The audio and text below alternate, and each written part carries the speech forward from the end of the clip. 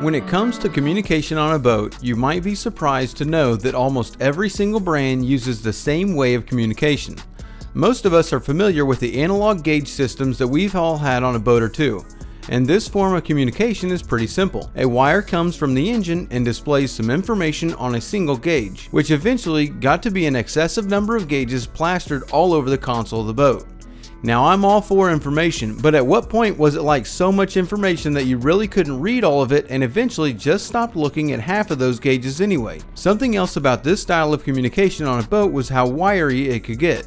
Seeing that we needed to have a specific wire for every single gauge, you would end up with thousands of wires behind the gauge cluster that just turned into a rat's nest of complications.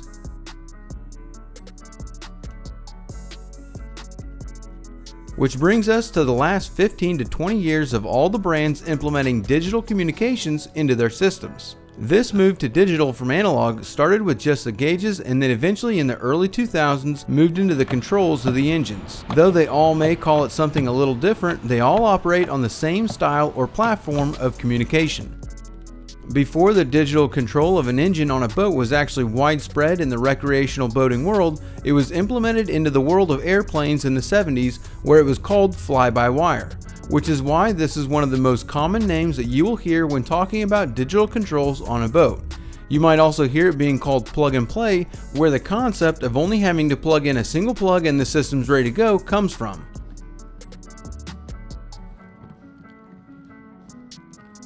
Then you'll have your brand specific names like Digital Throttle and Shift or DTS for Mercury, or your Command Link or Command Link Plus gauge systems from Yamaha that also call their control system Digital Electronic Control or DEC.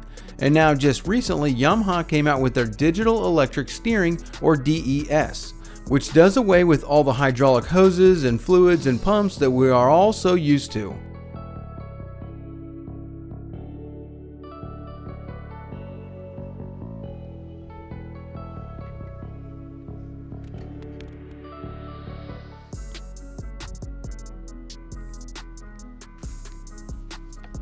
Then Suzuki calls it Suzuki Precision Control or SPC, Evinrude has their Icon Electronic Shift and Throttle or Icon EST, and Honda has Intelligent Shift and Throttle System or IST.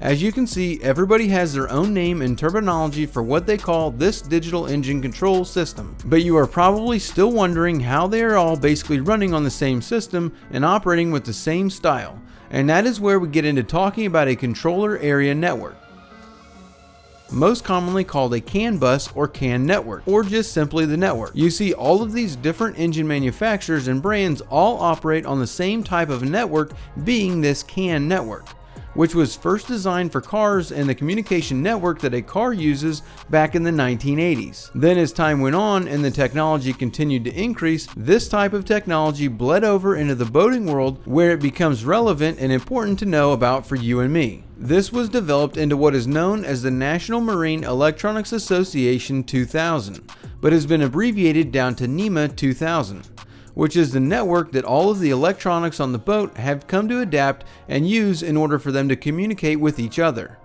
But unfortunately, with all the different copyrights, trademarks, and the task of getting multi-million and multi-billion dollar operations and brands to work together to better serve us, being the boaters of the world that buy and use their products, is easier said than done, which is why they don't all just hook up and just work together. It's not like you could just take a Yamaha, a Mercury, and a Suzuki and put them all in a boat and have the control box operate them all, though that would be a great project to do now that I'm thinking about it. But yeah, unfortunately they aren't just this plug and play system. They each have their own way of operating. Suzuki and Honda are probably the simplest of the brands though, because they do operate on a straight up NEMA 2000 style network, where Evinrude kind of does, but not necessarily, because when you get into it, their quote unquote NEMA network uses a 6-pin connector and cables, where the normal NEMA 2000 network is a 5-pin connector. Then Mercury and Yamaha both have their own completely different system for creating this CAN network that is completely different than a regular NEMA 2000 network with its connectors and fittings. This is why they require what is called a gateway in order to hook them up to the NEMA 2000 network that your electronics all run on in order to display your engine information on your electronics.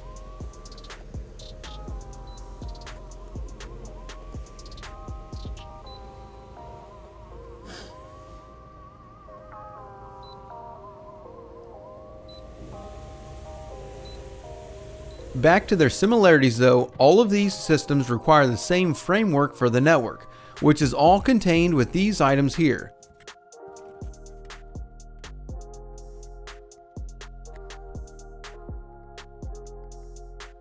Which are called Terminator Resistors.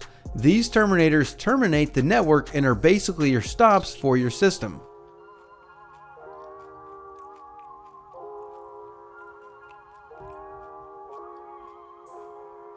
So if you have a terminator here and a terminator here, that is your network. Then we can take things and devices and add them to the network as long as they are in between these two terminators. Though the way you add to the network can change between the different brands, the concept is the same.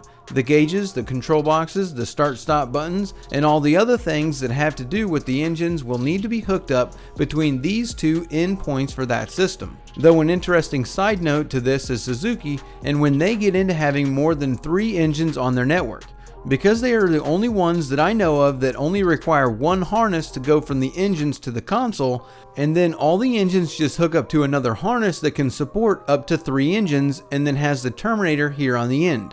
Which is a really cool concept because when it comes to rigging, you only have to run one main harness up to the console until you add that 4th engine. Once you get to that 4th engine, you have to run 2 harnesses up to the console, and then comes the interesting caveat here because then we have 4 terminators on the system over the normal 2. So it's kind of like having 2 separate systems running and linking together, and that can get into all kinds of other interlinking complications that seem to be becoming more common with 5 and 6 engine configurations.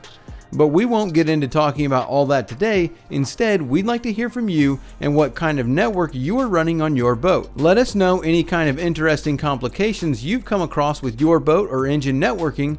We want to thank you all for hanging out with us this week. Don't forget to subscribe to the channel, hit that like button, and visit us at bornagainboating.com. Now enjoy the rest of your Tuesday night, and we look forward to seeing you next week.